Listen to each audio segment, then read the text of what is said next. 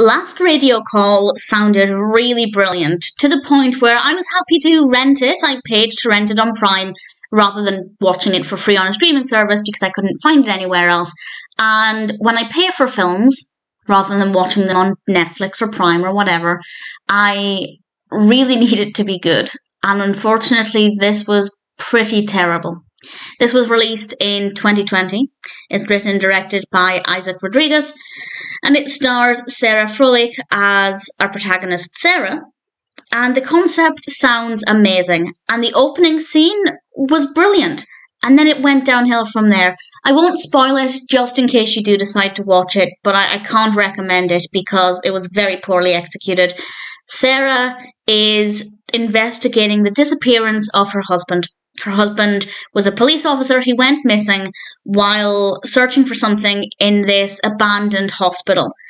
Sounds like an amazing concept, and it is. It is an absolutely fantastic concept, and the opening scene is actually body cam footage inside this hospital, and the setting is amazing.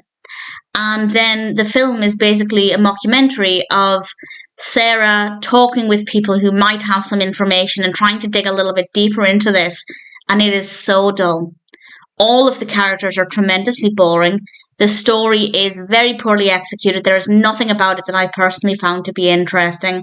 And apart from, I think, maybe 2 jump scares, maybe 3 jump scares, there was nothing scary about this at all. Whenever we saw inside the hospital, yes, I thought that was fantastic. So they could have saved this film. At least in my opinion, maybe other people like it, I don't know. But for me, it would have been more interesting if Sarah had spent the majority of the film inside the hospital. And then we would have had that gorgeous footage of that brilliant location. It would have been eerie, creepy, absolutely fantastic.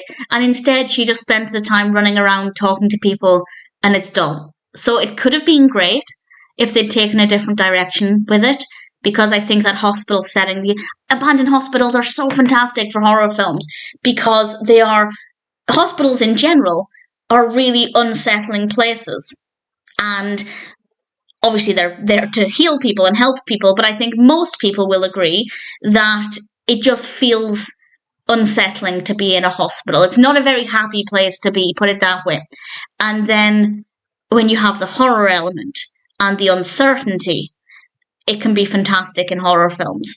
And unfortunately, they just missed the mark with that completely. So an amazing idea, very horrendously executed. No problem with any of the performances, but the characters were very boring. And apart from a few jump scares, it wasn't scary. Do I regret paying for it? Well, kind of. I can say that I've watched it because it was sitting on my to-watch list, and I thought, let's check this out. It sounds really great. Definitely sounds like my kind of film. So I don't necessarily regret renting it. It wasn't tremendously expensive. I think it was maybe $3.49 on Amazon Prime. But at the same time, I could have spent that money on a film that was actually good. Do I recommend it? Not in the slightest. And that's a shame because it sounds amazing. If they'd taken a different direction with it and set it primarily, or for the most part, in the abandoned hospital, retracing her missing husband's steps, that would have been fascinating. If we needed the opinions of other people, we could have brought them into the hospital.